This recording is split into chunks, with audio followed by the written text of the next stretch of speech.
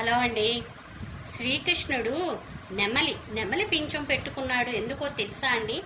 నాకు తెలిసింది మీతో పంచుకోవటానికి వచ్చానండి.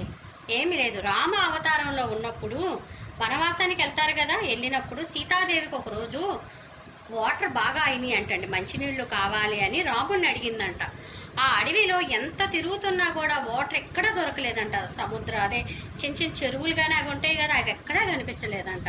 అప్పుడు అడవిలో ఉన్న మానవ పక్షులు ఇవి ఉంటాయి కదా, రాముడు వాటిని వేడుకున్నాడంట, ఎక్కడన్నా సరస్సు నీళ్లు ఉంటాయేమో చూపించండి అని. నెమలి వచ్చి నేను చూపిస్తాను, కాకపోతే కొంచెం దారి తప్పినా కూడా నువ్వు ఈ అడవిలో దారి తప్పుతావు, నేను ఒక్కొక్క నెమలి ఈక తీసి కింద పడేస్తూ వెళ్తాను, దాన్ని అనుసరించి నువ్వు రా అని చెప్పిందంట. అలాగనే రాముడు అనుసరించుకుంటా వెళ్ళారు. సరస్సు దగ్గరికి తీసుకెళ్ళింది నెమలి. దారిలో నెమళ్ళు ఈకలన్నీ ఊడిపోయినాయి, పడేసుకుంటా పోయిపోయింది. చివరికి రాముడు చూస్తూ ఆయన ఒళ్ళో చనిపోయిందంటండి.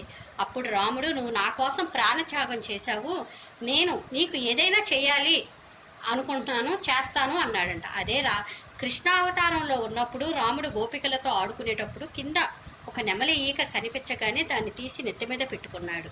అది కృష్ణుడు నెమలి పెట్టుకోవడానికి గల కారణం.